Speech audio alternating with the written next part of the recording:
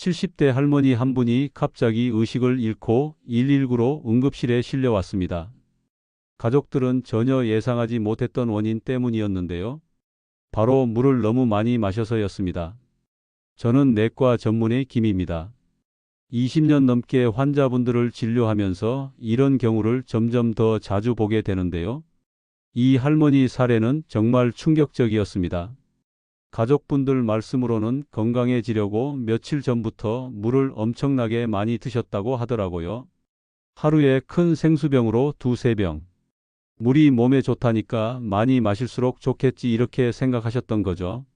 처음에는 감기 기운인가 하고 넘어가셨는데 점점 속이 메스꺼리고 머리가 아프기 시작했어요.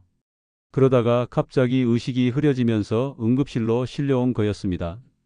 저희가 급히 피검사를 해보니까 혈액 속 나트륨 수치가 정상보다 훨씬 낮았어요.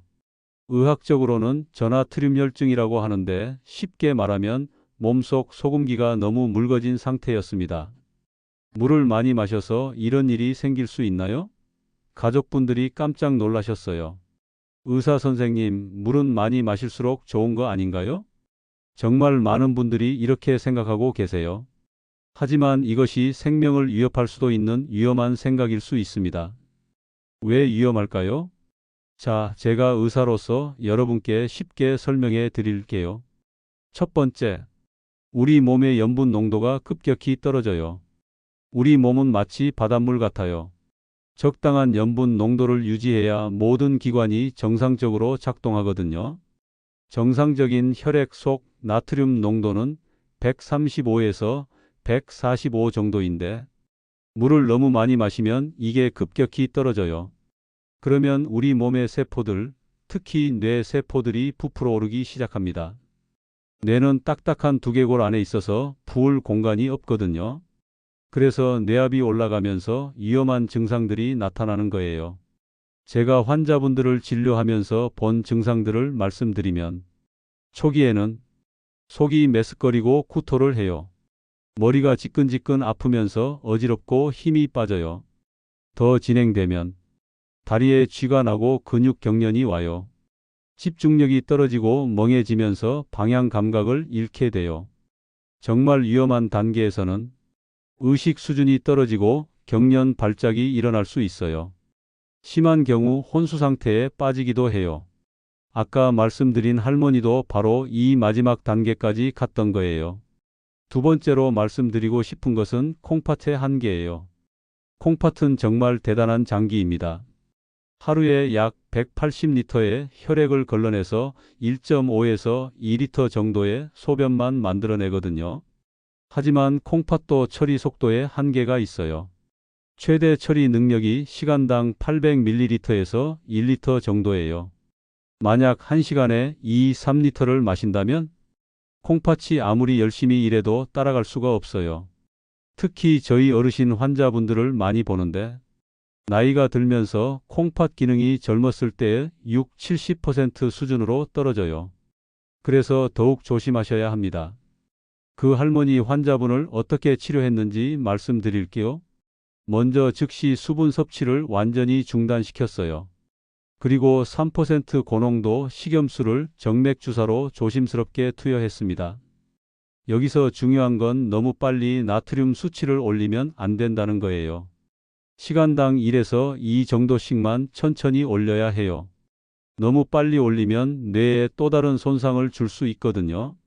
다행히 빨리 발견해서 치료했더니 3, 4일 후에는 완전히 회복되셨어요. 퇴원하실 때 앞으로는 물 마시는 것도 의사 선생님께 여쭤봐야겠어요. 라고 하시더라고요. 그럼 제가 환자분들에게 항상 설명드리는 올바른 물 섭취법을 알려드릴게요. 하루 적정량은 1.5에서 2리터입니다. 이건 큰 컵 200ml로 7에서 10잔 정도 되는 양이에요. 체중이나 활동량에 따라 조금씩 달라질 수 있지만 대부분의 성인분들에게는 이 정도가 적당해요. 제가 환자분들께 권하는 방법은 아침에 일어나서 미지근한 물 1컵, 식사 30분 전에 1컵, 식사 후 1시간 뒤에 1컵, 가장 중요한 건 목마를 때 마시는 거예요. 특별히 주의하셔야 할 분들이 있어요. 심장병, 신장병이 있으신 분들, 이뇨제를 복용 중이신 분들, 당뇨병으로 치료받고 계신 분들, 이런 분들은 물 섭취량을 저희 의사와 꼭 상의하세요. 제가 환자분들께 항상 말씀드리는 간단한 자가진단법이 있어요. 소변 색깔로 확인하는 건데요. 연한 노란색이면 적당해요. 진한 노란색이면 물이 부족한 거고 거의 투명이면 물을 너무 많이 마신 거예요. 몸의 신호들은 목마름이 있으면 물을 마셔야 할 때, 목 안 마르면 충분한 상태, 입술이나 혀가 마르면 탈수 신호, 속이 출렁거리면 너무 많이 마신 신호입니다. 정말 우리 몸은 똑똑해요. 이런 신호들만 잘 듣고 따르시면 됩니다. 여름철에는 땀을 많이 흘리니까 평소보다 500ml에서 1리터 정도 더 마셔도 괜찮아요. 하지만 역시 한 번에 많이 마시지 말고 조금씩 자주 마시세요.